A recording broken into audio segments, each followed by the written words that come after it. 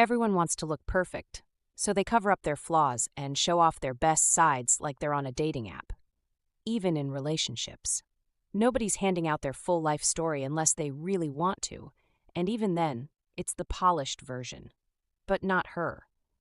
She doesn't need long talks or dramatic confessions. All the secrets people try to bury deep, she can see them like subtitles under their faces. Even the things therapists need 5 sessions to find, she just knows them, like magic, or maybe just a very specific kind of curse. Inside, 2 girls are talking like they're the gossip hotline. One says senior Giju won the grand prize again. The other rolls her eyes and says of course she did, she always wins, like it's her full-time job. But then she leans in and says something's off. Giju's entering every competition now, not just the big ones, like even ones with free coffee coupons. The other girl smirks and says it's for her boyfriend. She spends every penny on him like she's his unofficial sponsor. They wonder if she's just super romantic or maybe just not very smart. The smarter one explains that she went to the same high school as Giju. Apparently, Giju got caught writing her boyfriend's personal statement back then and caused a whole scandal. The moment she stepped into college, she ended up dating some guy they call Leopard. Not because he was cool, but because he had 0 loyalty. He used her brain to get all A's and then dumped her like expired yogurt. One of the girls says Giju lets people cling to her just to drain her dry. The other says that's honestly kind of sad. They used to think she was just confident, but now she looks a little pitiful. Meanwhile, Giju is standing outside sending money to her boyfriend like she's his ATM. Someone comes up behind her and calls out, asking why she isn't going in yet. They're all inside, waiting to hear her top-secret competition strategies. She's confused. What strategies? She's literally just on her way home. But they don't buy it. One girl says if she keeps acting so high and mighty, people will start talking. And not in a nice way. They pull her inside and someone casually asks what she plans to do with her prize money. Another girl tries to stop her, saying, "Don't be nosy, but curiosity wins." Giju says she'll treat everyone to a department dinner and buy some late-night snacks. One girl raises an eyebrow and says, "After giving it all to your boyfriend, what's even left?" The conversation quickly turns into an interrogation. Is that a couple ring? Did Jimin buy it? Is it a brand? It looks unique. Giju says it's not from a brand, just something she saw from a street vendor. They laugh and say, "Wow, matching rings on the street. Must have been Jimin's idea." She says no, it was her idea. Jimin just listens because he's sweet like that. One girl isn't buying it. She says books don't make someone sweet. Giju says readers have higher emotional intelligence, scientifically proven. The other girl just shrugs and says, "Maybe that's why you've been dating like this. I thought your standards were higher." Giju is about to snap back, but then another girl bursts into the room yelling that Senior Hale is treating everyone to lunch. Like a fire drill, half the girls run for the door. Giju shouts after them. She's not done yet, but they're already asking Hale what he's buying. He asks what they want to eat like he's on a date with the entire department. Giju looks behind her and someone says, "Wow, he really came back." She blinks and asks who, and then remembers, the famous Yun Hale, the guy the professors won't shut up about. Apparently, he's everything they said. Talented, kind, good-looking. It's honestly unfair. The girls say if Giju wants a boyfriend, aim for someone like him. Great face, great brain, great future. Giju crosses her arms and says Jimin isn't exactly ugly either. Plus, he treats her well. They scoff. One says, "Does he, wearing that ring?"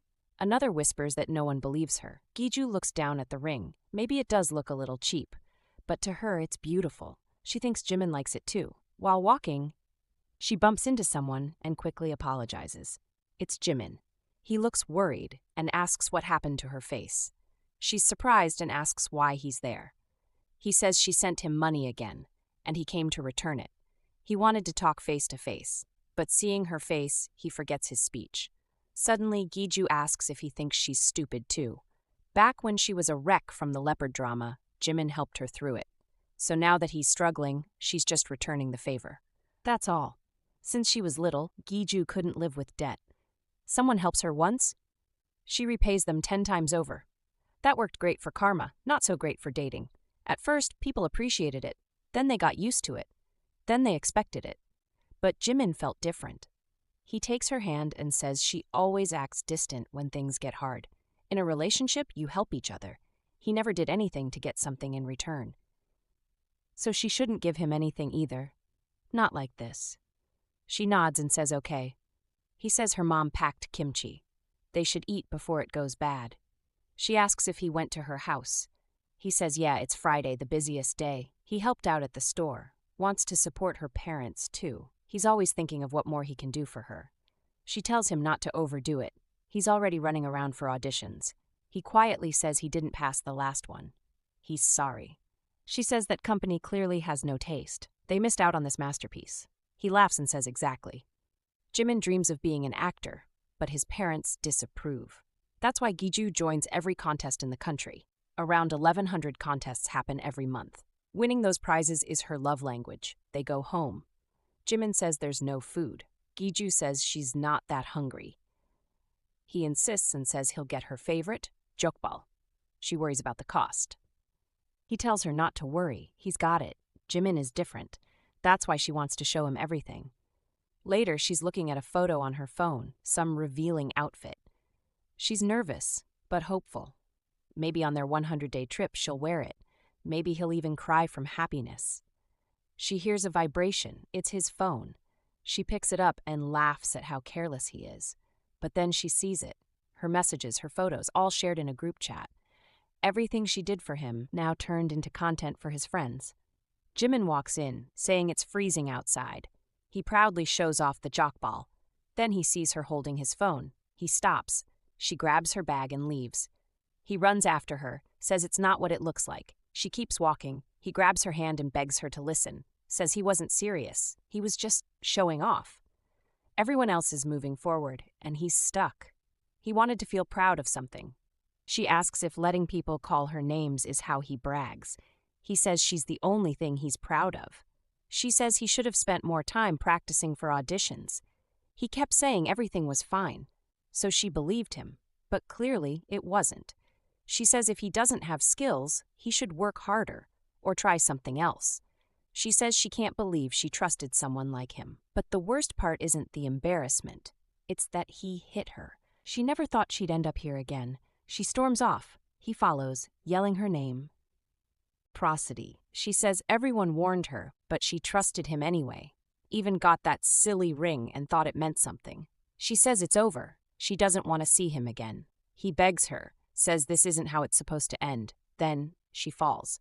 She's lying there thinking, why does this always happen to her? Is she cursed? What did she do wrong? She remembers Leopard, the pattern, the people, the pain.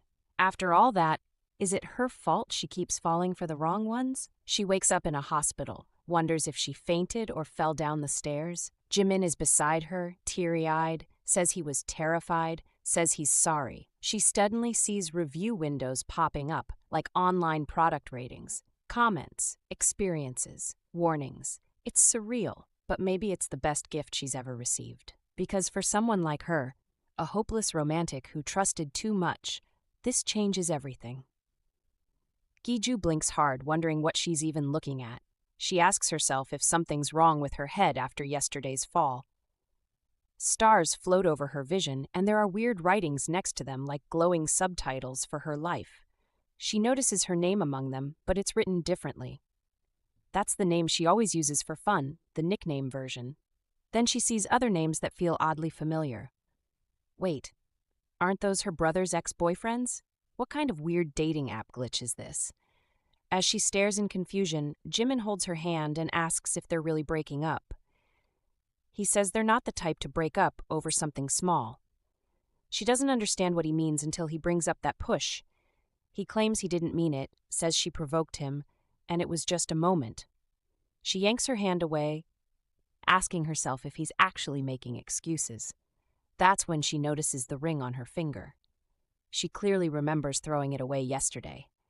Jimin says he picked it back up, figured she just tossed it in anger. She asks if he also thinks her breaking up with him was a heat-of-the-moment thing. He says they'll talk later and runs off to find a doctor like this is just another Tuesday. Giju can still see the strange reviews. and now she's starting to believe they're real. They look like reviews from a delivery app, but about her life. She reads one that describes her and Jimin like characters in a movie. She gets chills realizing that the reviews show things she hasn't told anyone. According to them, she's not new to violent moments. It's been happening for a while. She can't even bring herself to ask if that's true. As she opens the door, her friend Kim Sang-soon shows up, calling her name. She shushes her because it's a hospital, not a karaoke room. Kim says she heard she fell from the roof and then rolled down the stairs like a dramatic movie stunt. Giju tells her to stop being ridiculous. Who rolls down the stairs in real life? Then she realizes something even weirder. She can see Kim's reviews too. Park Sang-yeol, Kim Ji-hoon. Those are definitely Sang-soon's exes. But now their personal drama is showing up in public reviews. She needs to test this out. Giju turns to her friend and says she needs to ask something serious. Sang-soon agrees, slightly nervous. Giju asks if she really broke up with Sang-yeol because of that public embarrassment. Sang-soon is confused why that's coming up now, but admits it was humiliating. Then Giju asks if she dumped Ji-hoon because he wanted premarital chastity. Sang-soon's eyes nearly fall out. She says she can't believe he went around saying that. He pretended to be so pure and now he's gossiping. Giju silently confirms it all matches the reviews. Sang-soon asks how she knows all this, but before Giju can answer, her friend notices the bruise on her face. She asks how her face got hurt if she fell backwards. It looks more like someone slapped her. Before things get more awkward, Jimin walks back in saying the doctor will arrive soon. When he sees Sang-soon, he suddenly remembers he has an audition and flees like he's allergic to confrontation. Sang-soon is stunned Giju's actually in the hospital.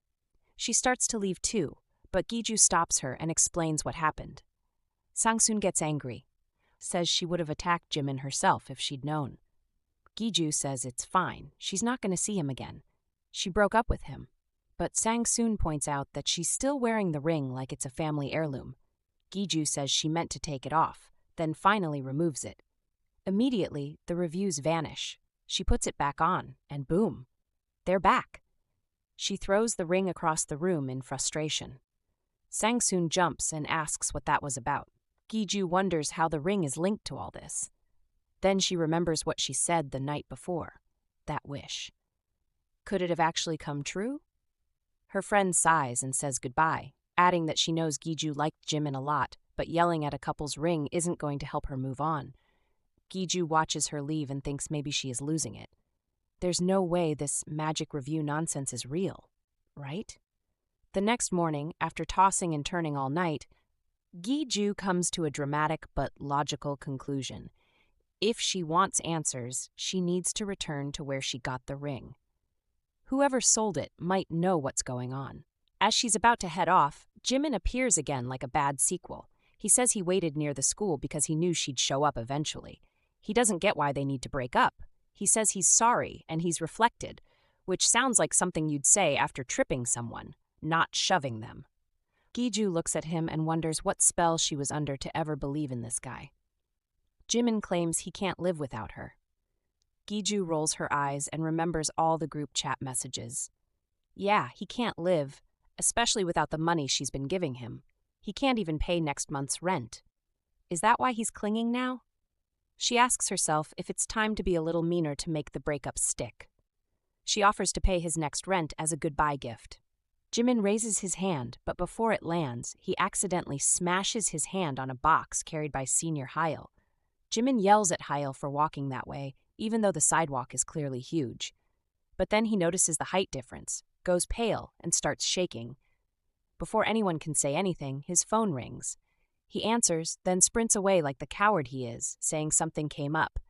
He promises to see Giju later, but everyone knows that's a lie. Giju wonders if he ran out of fear, then turns to Hale, who's inspecting the destroyed box. The toys inside are completely crushed.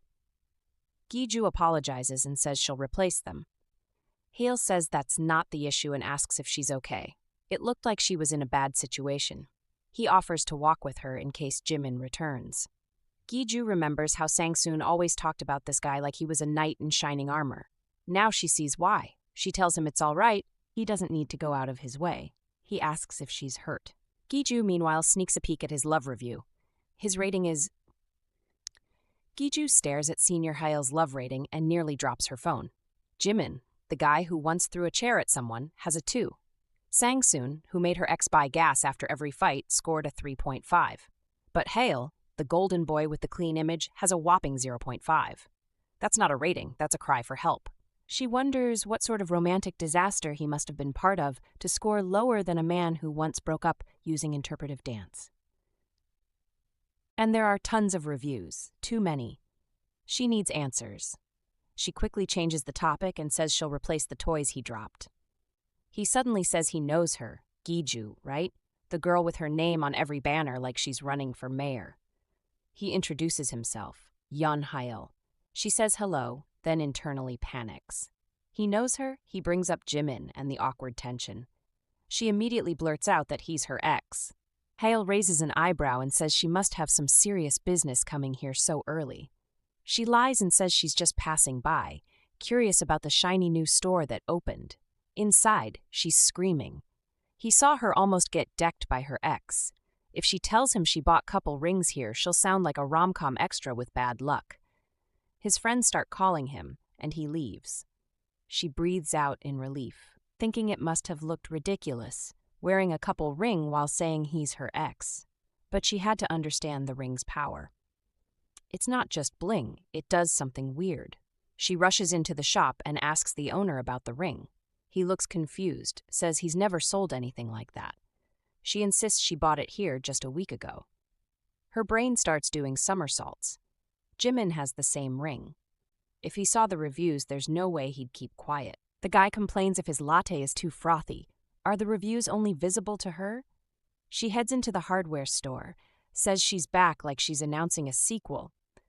The owner greets her, says he heard she was hospitalized. She says she's feeling fine, and boom, his love reviews appear. She stumbles, nearly falling into a shelf of nails. A hand grabs her and tells her to be careful. She turns to see the salon lady holding her like she's precious hair dye. Then she starts seeing the salon lady's reviews too. Before she can process that, her dad's voice calls out. She closes her eyes and says she's not ready. Nope.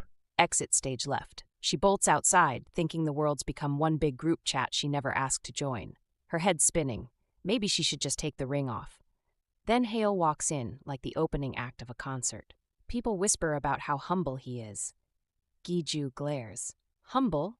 Please. If his rating is that low, he's hiding something bigger than her student loan. He waves at her, which makes her want to crawl into a vending machine and disappear. She's already embarrassed enough thanks to Jimin. Hail walks over and hands her a water bottle. Says he gave one to everyone and had one left. Then walks off like he just donated to charity. She calls after him and asks why he gave it to her. Her phone buzzes. Jimin. He says he didn't run away from fear, and they should just break up like she said. She thinks back.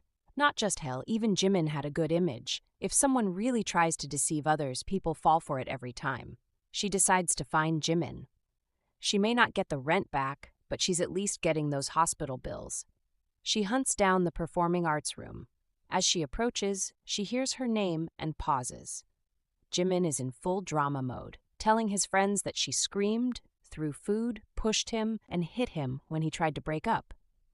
Giju almost kicks the door down. He's flipping the script like he's auditioning for Victim of the Year. One friend calls her a psycho, says she only dates weirdos. The other agrees, says she seems like the weirdest one of all. Jimin says it's all his fault. He knew she had no one but still dumped her. The friend acts confused. Didn't Jimin try the let's all date each other trick last year to break up with someone? Jimin keeps going, says Giju turned out to be a stalker. He only said that stuff to shake her off. If Baeom hadn't backed him up, he would have looked like the crazy one. Ju listens from the hallway, silently judging every single one of them. No wonder their ratings are so bad. Clowns tend to travel in packs.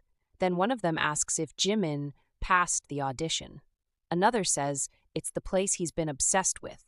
Jimin says he's tried over 10 times, respects the director, and the final interview is a formality. Basically, he's already mentally cast himself.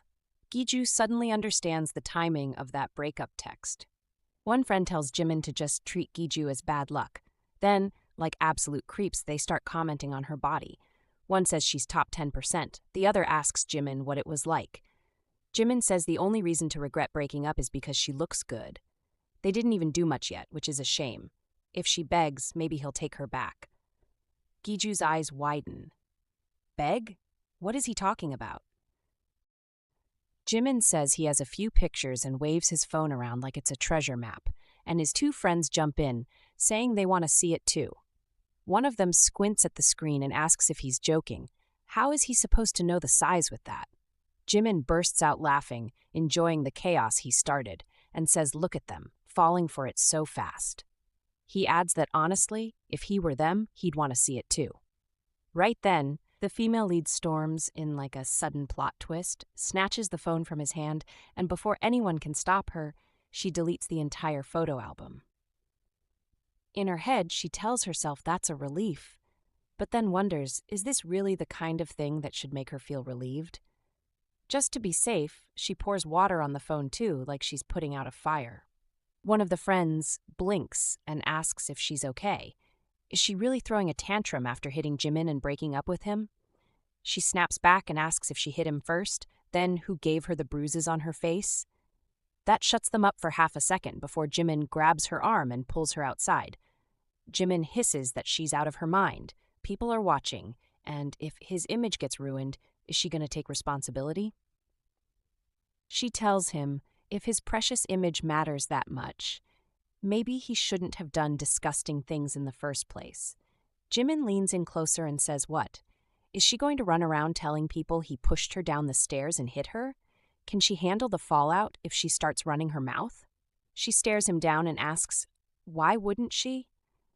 Does he think she's just going to stay quiet? He says he thought she was smart, but apparently not, because she's not thinking straight. He tells her he only said all that because he cares. She blinks and says, what? He goes on like he's giving a TED Talk, saying he told everyone it was her who hit him and dumped him, so she'd look like the one in control. After all, she was the one paying his rent and tuition, and if it came out he hit her, no one would pity her. They'd just call her stupid. And she's already getting called that anyway. She looks at him like he grew a second head and asks, what did he just say? Jimin says it again, calmly, like he's doing her a favor. He says he's only saying this because she used to be his girlfriend, and this is for her own good. She stares at him, thinking this can't be right, and then remembers what those older women told her. She has to say something. Jimin tells her not to worry. They already ended on bad terms, and he has nothing else to say. He has an important meeting and doesn't have time for her drama. They should just leave it as is and move on. He walks away like he's in a music video, and she thinks to herself that she thought he'd at least pretend to beg in front of people. But nope, he just waltzes off like he's the victim. Just like the review said, he's really a piece of work. Then she remembers something. The review mentioned Song Ga-young and Kim Ji-hye. How did she not think of that earlier? She looks around and spots Senior Hale standing nearby. Her brain does a double take. What's he doing here? Did he hear everything? Hale scratches his neck awkwardly and says he didn't mean to eavesdrop, he was just passing by. She's stunned and thinks to herself that this is bad. Why does she only run into him during her most embarrassing moments? She quickly asks him if he can keep this a secret. In her head, she groans that Jimin really is no help, but at least it's Hale who saw everything. He doesn't seem like the type to go blabbing. Hale looks at her and says, wow, she's really asking him to zip it with just a few words. Next thing she knows, they're sitting in a restaurant. She looks at him across the table, wondering why he keeps staring like that. Hale tells her he's actually wanted to talk to her for a while, and this seemed like a good opportunity. She raises her eyebrows and asks, about what? He says she won't even look him in the eye. She denies it, but he points out that she's still avoiding his gaze. He says it's common courtesy to make eye contact during a conversation. She thinks to herself that she can't look at him because all she remembers are the weird, awkward reviews about him. Stuff about how he's apparently only good at certain intimate things. It's disturbing and kind of gross. She fidgets and wonders if she should just take off her ring to cool off. As she's fiddling with her ring, she notices something, one of the hidden reviews. It's Song Ga-young's. She taps it and realizes she can move it. She brings it to the front, and suddenly Kim Ji-hae's review pops up too. Her brain spins. Could this be real? Jimin and Hail's exes are the same people? Same names, or just a coincidence? If it's the same Song Ga-young and Kim Ji-hae she knows, there's a big chance they go to her college, and maybe Hail has their contact info. Just then, Hail says her hand, and she realizes her hand is resting right on his chest. She jumps back and apologizes 1,000 times, saying she was thinking about something else. He tells her it's okay, and casually asks what she was thinking about. She decides to just go for it and asks if he knows Song Ga-young and Kim Ji-hae. She explains she wants to talk to them, but doesn't have a way to reach them. Hail says he does know them, but before she can ask again, he asks her a question. If he gives her their contact info, will she do what he asks her to do? She asks him what she'll have to do for him. She says she'll do it, no matter what. A week later, during the final audition, someone in the audience whispers that Director Moon is really here. Another one replies he's there to cast Jimin. And if he does, Jimin's success is basically guaranteed, like buying a lottery ticket that already has the winning numbers. A guy and a girl go over to greet Director Moon, thank him, say it's an amazing experience, and the girl adds that it's all thanks to Jimin. Jimin shrugs like it's no big deal, but thinks to himself that people are treating him really well these days, almost suspiciously well. He walks on stage confidently and introduces himself as An Jimin, senior in the Department of Theater and Film. He says it's a huge honor to be here at the final audition for the Moonlight Theater Company. It's been his dream since childhood, and not just because he liked the name.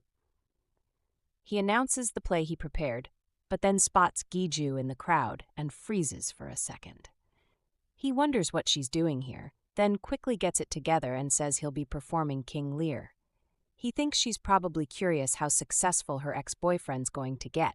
He mentally tells her to keep watching because the guy she once looked down on is now starring in Shakespeare. He begins his performance, and it actually sounds good. The audience is into it.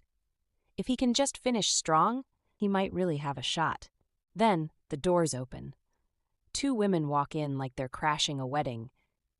One of them loudly says she can't watch anymore.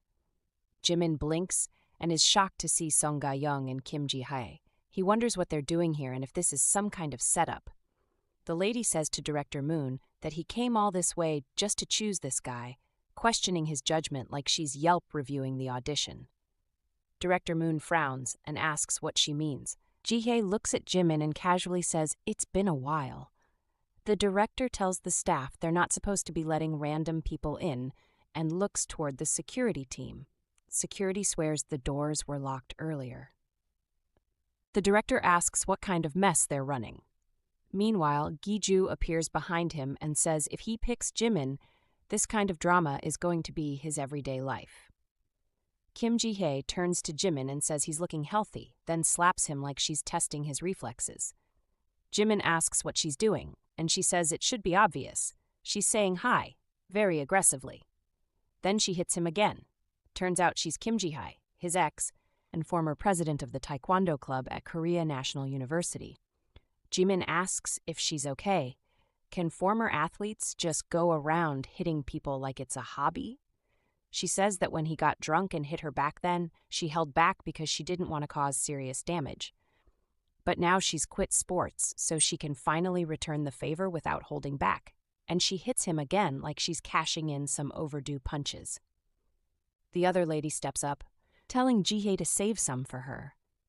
She says she heard Jimin still hasn't fixed his habit of hitting people. She was so embarrassed and scared back then she didn't tell anyone, but she remembers the first time like it was a nightmare rerun. Jimin thinks getting hit by Ga-young is better, but then he notices her nails. They're fancy. She's Song Ga-young, his other ex-girlfriend from Korea National University of Arts. She studied metal design but now works as a nail artist, which explains the glittery punch power. Both women start attacking him on stage like it's a live-action drama. Someone in the audience whispers that maybe they should stop this. Another replies that, didn't they hear what the women said? Jimin deserved it. The first guy says yeah, but things might get too serious if they just stand there. Meanwhile, Jimin yells at his exes, asking if this is why they came, to ruin his audition. He says they should keep private and public matters separate. There's a thing called manners. Giju speaks up, saying before he lectures anyone about manners, he should have set a better example when dating all three of them. She says she came for one reason only, to let everyone know what kind of person he really is. She turns to Director Moon and says Jimin has serious personal issues. She reminds him that the Moonlight Theater Company is super famous, and anything about its members spreads online before their debut. She heard that popularity equals ticket power, so he should be extra cautious about the character and personal life of the people he casts. She asks if it's really worth choosing a problematic student like Jimin. Jimin stands up and says that everything they're saying is a lie. He says ever since he was young, he's dreamed of being an actor and has managed his personal life carefully. Like, really carefully. Bordering on obsessive. He says those girls are just bitter exes who are attacking him out of spite. The guy and girl from earlier speak up in his defense. The girl says Jimin isn't like that at all. The guy says Giju is the actual problem. She got violent with him when he broke up with her recently. Plot twist. Jimin looks at Director Moon and reminds him that he himself went through a similar phase during his debut, facing baseless rumors that he overcame with witness testimonies. He says it's the same thing happening here, another rising actor being targeted unfairly.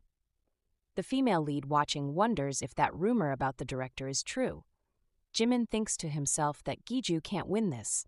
He knows Director Moon's past and the kind of public support he got. Jimin says as someone who's just trying to rise as a new actor, he asks for a wise and fair decision so he doesn't become another victim of false accusations. Director Moon sits there, silent, and finally says he's heard enough. Director Moon calls Giju and speaks firmly to her, saying that joining a theater troupe is both a dream and survival, like trying to find Wi-Fi in the mountains. He doesn't know what kind of personal issues the female lead has, but storming in and throwing accusations without evidence is unfair in itself. After listening to both sides, he says Anjamin has been accepted into the troupe. Before he can even take a breath, the female lead cuts him off and asks if he means all she needs is proof. She pulls out her phone like a dramatic magician and plays a recording. In the video, Jimin mocks Giju, saying no one will pity her after he tells them she paid his rent, his tuition, and got dumped and smacked in return. It's the same conversation they had after she deleted her photo album from his phone. Jimin looks like someone just showed him his own browser history. He stares at her and asks when she recorded it.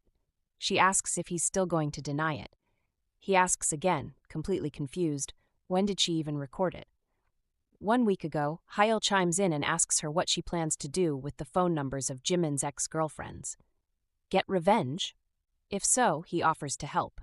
He hands her his phone and says he recorded their earlier fight too, thinking it might help her since violence isn't exactly a one-time hobby for Jimin. He apologizes for recording without telling her and says she doesn't have to delete it, but if she doesn't need it, he'll erase it himself. Later, Ga-young asks if she wants them to cause a big scene. Kim Ji-hae adds that if talking doesn't work, they'll just show the video. The female lead explains that in a week, Jimin has a final interview with a different theater troupe he's been preparing for, like it's the Olympics. The director of that troupe cares a lot about an actor's reputation. Just stirring up trouble will already tank his chances. Ga-young says this kind of rumor will destroy an aspiring actor's image faster than a viral dance video. Kim Ji-hae asks how the female lead even knows she was hit. She never told anyone. Another woman echoes the same thing. Ga-young admits she forgot about the ring and says she doesn't want to bring up the past. The female lead silently wonders how to explain it. She can't bring up the ring, not now. She says Jimin always hit her knowing she'd stay quiet. The cycle repeated over and over. He used her patience like a shield and threw punches behind it. If they just let it go again, nothing will change. She says he knows they're scared and ashamed to speak up, and that's why he acts like he's the victim. She remembers the first time he hit her. Never thought she'd be slapped by her own boyfriend.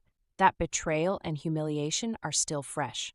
She says if he rises in his career, even if people look away, the pain will grow. That's why she won't let her scars stay buried. She hopes none of them have to suffer anymore. She'll do whatever it takes to end it. End of flashback. Jimin, still stuck on when she recorded it, raises his hand to hit her, but Director Moon calls him just in time. The director tells him flat out that there's no chance, not by luck, not by accident, that the female lead will ever be in their troupe. He turns and walks off like he just dropped the mic. Jimin calls after him, but Moon doesn't look back. Jimin spins toward Giju and rants, asking if she knows how hard he worked, how much he prepared. He grabs her arm and demands if she realizes what she just ruined for him. She stares him down and asks if he still thinks it's all her fault. Doesn't he see this is just karma showing up in style? He scoffs and asks who she thinks she is to lecture him. Says meeting her was the worst mistake of his life. Just as his hand flies up again, Hale catches it mid-air like a movie hero. He warns Jimin not to touch her. Jimin shouts back, demanding who he thinks he is to interfere, and tells him to let go. Giju steps forward and tells Jimin she doesn't care about his excuses. He'll probably spend the rest of his life blaming everyone else, but she won't be one of them. Even someone like him taught her something. She says karma always comes back around, and trash isn't meant to be hugged, it's meant to be crushed and tossed. Outside, people are walking in the hallway. One person whispers if they heard about the auditorium incident, says they never imagined Jimin would go that low. His career is over before it even started. Another adds that taking a leave of absence in his final year already ruined his momentum. Jimin just ran away. A girl says she heard his ex is the same girl who used to date Leopard. Her friend replies asking how she keeps collecting garbage boyfriends like they're rare stamps. Giju's nickname as the trash collector is getting more famous by the day. Someone else adds that pulling a stunt like that in front of Director Moon is career suicide. Director Moon basically owns the theater world. Another girl admits she gets it, though. Some things are just too much to swallow, but dragging something so messy into the public, that's a whole different mess. The female lead sits silently, thinking about the rumors. They're hers to carry now. Let people talk. She doesn't regret what she did. If not for that review, she would have just kept enduring it. She glances at the ring. Every time she sees it, it reminds her of Jimin. She wants to throw it away immediately, but then again, if not now, when will she ever get to see a view like this? It's weird how she can see someone's full dating history with just a glance. If she uses the ring the right way, not looking for someone who seems nice, but someone whose review scores are actually good, maybe then she could finally have the perfect relationship. After filtering through all the trash and clingy losers, she could finally meet someone worth it, someone amazing. She won't even glance at anyone with bad ratings. She shouldn't. But why does she keep getting tangled up with that senior? An hour ago, a cheerful lady greets the female lead and reminds her she promised to treat everyone for winning the award. She suggests they do it today and says she'll call the others right away. Then she casually throws in that people say every guy the female lead dates ends up ruined, and maybe she should explain or fix that. The female lead stares at her, confused, and asks what she even did wrong. Right at that moment, her phone beeps. She checks it and sees a notification that her package has been delivered to her door. It's the lingerie she ordered for her upcoming 100-day trip with Jimin. Her face freezes, and then she dashes away like she's in a drama, leaving the lady calling after her and reminding her that the dinner is tonight. Giju hurries to her front door, muttering to herself as she looks around. It's not there. She's confused. She bought it because of her ex-boyfriend, and now it's vanished. She checks her phone again and realizes it says, delivered to room 402. Her room is 401. She wonders if she accidentally typed the wrong address in her rush. Of course, she did. Classic panic order moment. Now something very personal has ended up with someone else. She checks the door at 402, but the package isn't sitting there either. Her heart sinks. She nervously thinks maybe the resident already picked it up. But who just grabs a package without checking the name? She figures there's no way around it. She'll have to ask directly. Hopefully, they didn't open it. She hesitantly rings the doorbell. A man's voice asks who it is. She introduces herself as the neighbor and says she just wanted to ask something. He tells her to come in. The door opens and it's Hyle. Her eyes widen. She has no idea why he's here. He casually asks what she's doing at his place and tells her to come inside. She walks in, awkward and nervous, her eyes darting everywhere like the package might suddenly appear. He asks if she's looking for something that got delivered by mistake. She quickly says yes, explains she lives next door and probably entered the wrong number. He says something did arrive earlier, grabs the box and holds it up, asking if that's the one. She says yes and reaches out for it, ready to escape. But he stops her and asks how she's so sure it's hers. There's no name and the address is his. She insists it's hers, but he tells her he also ordered something a few days ago. He asks her to show her order details. She says she can't. He wants to know why. She thinks to herself that there's no way she can show him the details. It would be social suicide. He then suggests they just open the box to see what's inside. She panics and says no, but he says that's the best way to find out whose it is. Before she can stop him, he starts to open the box. In a moment of desperation, she lunges forward and pushes him onto the chair, accidentally falling on top of him. He blinks and jokes that she's pretty forward. She leaps off and stammers an apology. He chuckles again, glancing at the contents of the box, and says something about her taste in underwear. She's mortified and quickly explains she doesn't usually wear stuff like that. It's just for a special event. He teases her, asking if it's for her ex's taste or maybe a new boyfriend. She blurts out that there's no new guy and hurries to say he's seen the item now, so she'll be leaving. In her head, she's screaming from the embarrassment. He casually says he'll see her later. She freezes and asks why. He says she didn't see the group chat notice. She's treating everyone tonight. She realizes Choi Mari must have already posted it. Great, just what she needed. He confirms that many people seem to be attending. She forces a smile, says she's heading out, and bolts. After she's gone, Hale sits in front of his computer, smirking, and says it looks like he should start getting ready. Giju is surprised by the number of people at the gathering, and Choi Mari nudges her with a grin, teasing that it's more than she expected, right? Everyone came to celebrate her, so she shouldn't worry about saving money. Meanwhile, the female lead stares blankly ahead, not at all thinking about the budget. She's wondering why Hale is sitting right across from her like it's a private interview. Hale comments that more people came than expected and offers to cover the bill since, technically, this event is partially his doing too. She tells him it's fine. She planned to treat the class anyway, especially because he helped her. She says she should be the one buying him a meal because if he hadn't given her Ga-young and Ji-hae's numbers, she would have been wandering campus like a confused tourist. But Hyle insists it's his treat today. He says she probably hasn't even gathered her thoughts yet, so she should just accept it as comfort from a senior. She tells him again that it's really okay, but in her mind she's practically screaming that she wants to wrap up any business with him here and now. She tells him firmly that she'll pay. Just then, someone from another table calls her out, asking how many times she's going to refuse. They say Hale will get embarrassed even if he's just another older student back from break. She insists it's not like that, but Hyle cuts her off and tells her to stop. It's getting uncomfortable. That, of course, makes it even more uncomfortable, like a secondhand embarrassment speedrun. She stands up and announces she's going to the restroom. In the bathroom, she leans on the wall and wonders if she made it too obvious.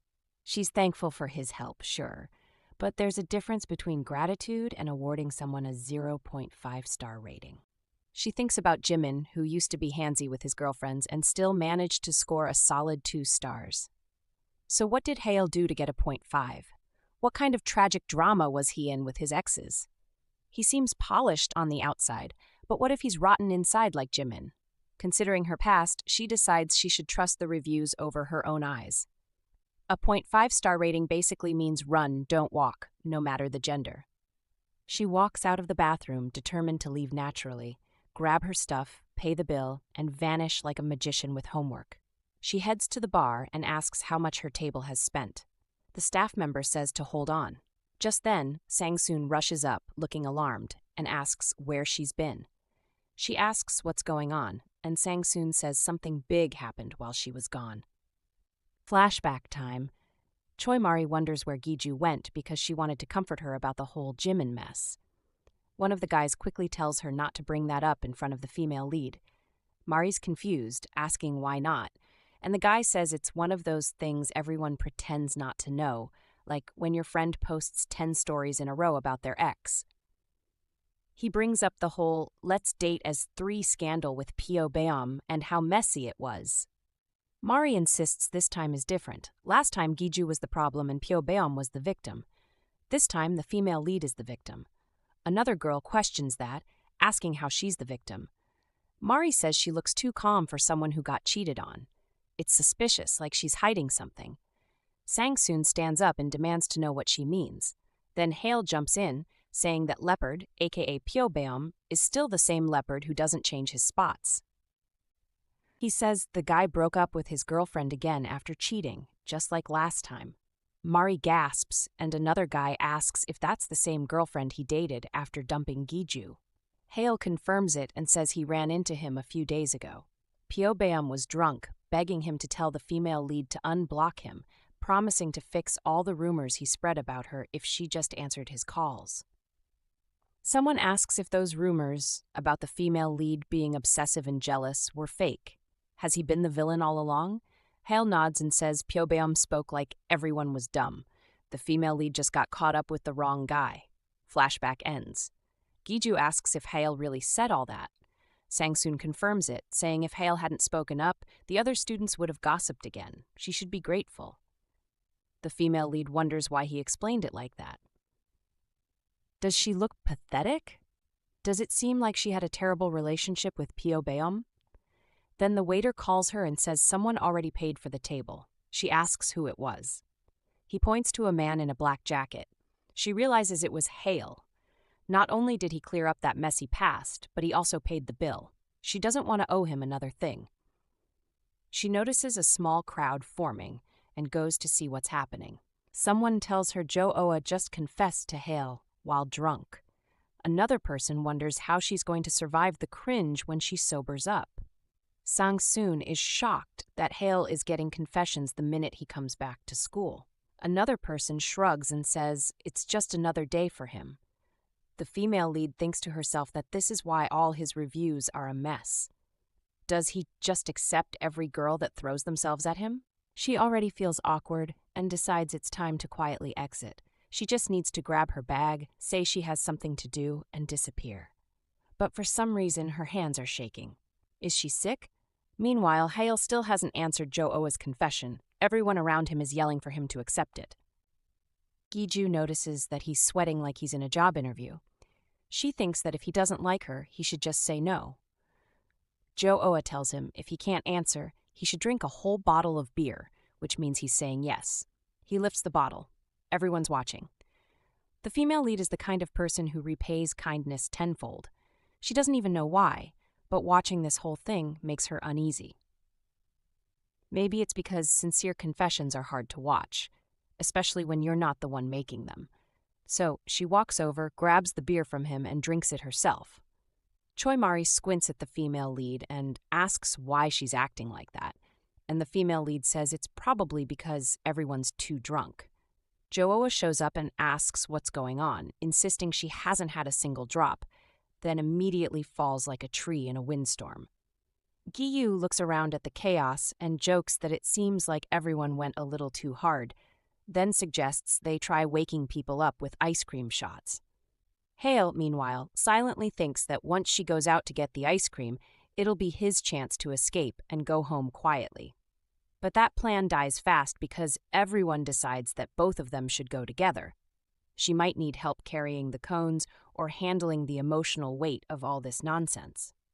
She asks what's going on with this sudden team-up, and he asks her why she drank in his place. She tells him it looked like he was in a tough spot, and besides, she owes her senior big time for helping her with Anjamin's assignments, explaining the confusing mess that is Leopard's work, and even paying for dinner. He asks if she's really the type to throw everything away like that over a drink. She quietly wonders if her nerves are finally gone, and if she's back to being her usual self now. She looks at him and says she heard he's been confessed to a lot. Then she asks why she got so flustered earlier. She wonders if maybe it's because she doesn't like Jo-oa, or if it's just that being confessed to in public feels like being proposed to in the middle of a supermarket. Hale says he feels like he has to accept it. She tells him if he doesn't like it, he doesn't have to accept anything. He looks surprised and asks how she can say that with such guilt in her voice. She says just because someone confesses and feels bad doesn't mean the other person is obligated to date them. She thinks to herself, it's a total waste of emotions and time. He nods slowly and says he knows. It's something he shouldn't do to the other person, and it's something she shouldn't do to herself either. She tells him dating someone out of pity sounds painful, and while the other person might feel comforted by getting to be with their crush, what's left for the person doing the pity dating? Nothing but guilt and a lot of regret. He stares at her and says that she's surprisingly sharp in moments like this. Not at all like the first impression she gave off. There's a flashback to when he's talking with his professor about a competition. The professor says someone from a previous class won the grand prize, a name Hale's never heard before, Giju. He says no one really keeps track of the students from the years before. Then he sees her outside, handing kimchi to a homeless man. The female lead tells the man that although the restaurant takes hygiene seriously, this accident must have been really unpleasant. She promises they won't charge him and invites him to come again next time, assuring him they'll do better. He runs off, maybe to cry, or maybe to tell his friends he just scored free dinner. Her mom walks out and asks if she seriously isn't going to charge those guys. The female lead admits a hair came out of the dish, probably hers. Her mom eyes her hair and says, "That's your color?" Then tells her she's deducting it from her paycheck. End flashback. Hale remembers thinking she seemed dull at first, like someone who'd accept unfair treatment just to keep the peace. But now, Giju asks him what he's zoning out about. He apologizes. She asks what he thought of her first impression. What was lacking? She adds that it's okay. Every time they meet, something weird is happening, so maybe she's the common denominator.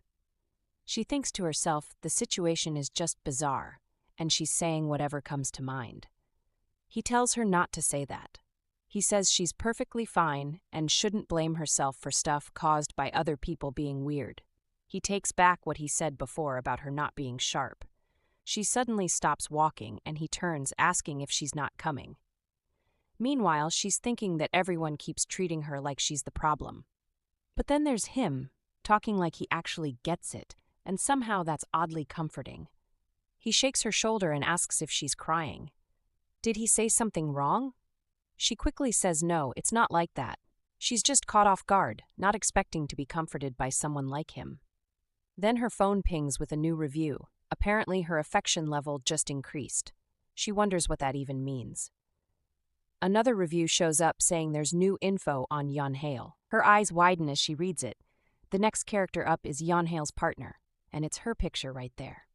Giju blinks and asks what target even means. What are they trying to target? Like, is this a secret mission? Hale, meanwhile, just wants to go inside, says the others must be waiting and he's not wrong. The female lead sits down and wonders why she can suddenly see a window that wasn't there before. Is it because her affection for her senior magically increased? At that moment, he seemed like a decent guy, even kind of charming, but she tells herself to snap out of it. After all those reviews and half ratings, how can she say that? Every one of her flaws got exposed like a surprise test, and now she's giddy from one kind word. Who even cares about being a target? Curiosity only brings drama. The smartest move is to avoid him. Nothing good ever comes from getting close to someone with that many warning labels. Meanwhile, Sang-soon appears behind her like a silent ghost. She asks what target means, and the female lead shrugs, says it's nothing, just a project topic. Sang-soon asks if it's Professor Lim's class since he's handling freshman mentoring now. The female lead is like, wait, what? Sang-soon confirms it, says he's usually too busy but decided to show mercy this semester. The female lead asks if signing up means they can get feedback from the great Professor Lim. Sang-soon stares and asks how her brain even got there, says it's mentoring, not a master class. It's just volunteering, babysitting freshmen, helping with department stuff, fixing their assignments when they forget spacing and punctuation. The female lead changes the subject and asks if she really dated Ji-hoon.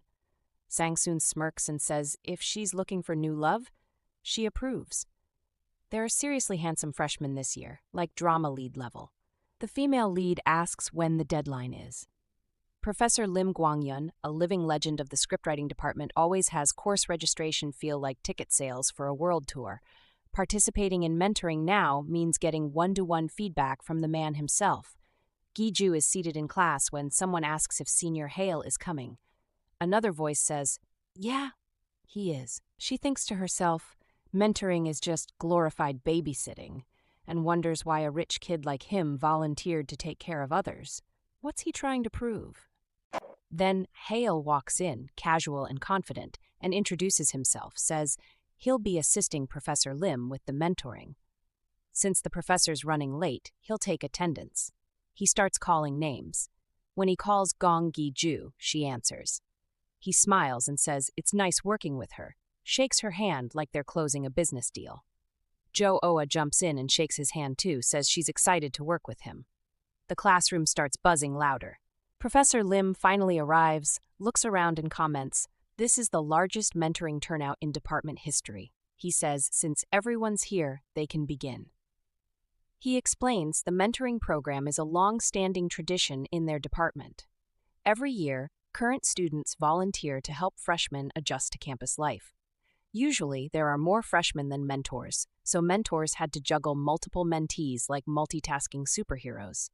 But this year, they have more than enough, so one-on-one mentoring is finally possible. He says they'll be giving campus tours, sharing tips, and maybe even prepping for the competition at the end of the month.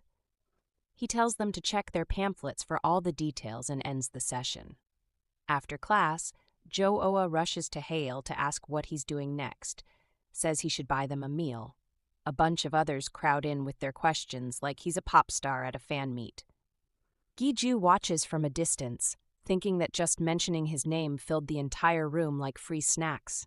No matter how she looks at it, doing anything with him is just impossible.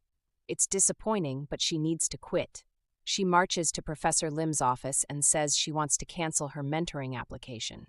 He asks why, and she admits she applied just to get his feedback, but realized that's not what mentoring is about. She apologizes.